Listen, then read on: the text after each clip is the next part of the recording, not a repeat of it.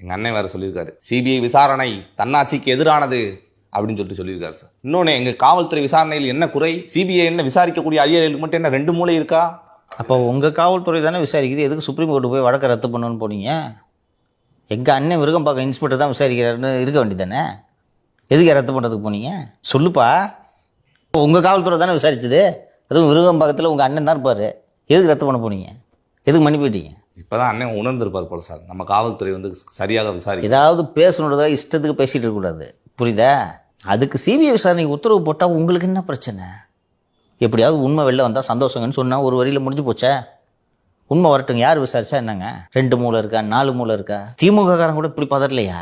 Sunday 7 மணிக்கு ஆட்டுக்கடையில் நின்றுட்டு எங்களுக்கே புரியுது. ஃபர்ஸ்டாவது அந்த விஜயலட்சுமி அவர்கள் வழக்கு இருந்துச்சு, இதை வச்சு திமுக மிரட்டிக்கு இருந்துச்சு, கைது பண்ணிடுவா அப்படி இப்படின்னு சொல்லிட்டு. அந்த வழக்கு நல்லபடியா முடிஞ்சிருச்சு. அண்ணனுக்கு அந்த முடிஞ்சிருச்சுன்னு வைங்க, அந்த வழக்கு சனியை. அப்புறம் ஏன் சார் அண்ணன் இப்படி? அண்ணனோட மகிழுந்துக்கு நீ டீசல் போடுறியா? அவ்வளவு துட்டு இல்லை சார். அப்புறம் இல்லைல்ல, இரு வீட்டு வாழை கட்டுறியா?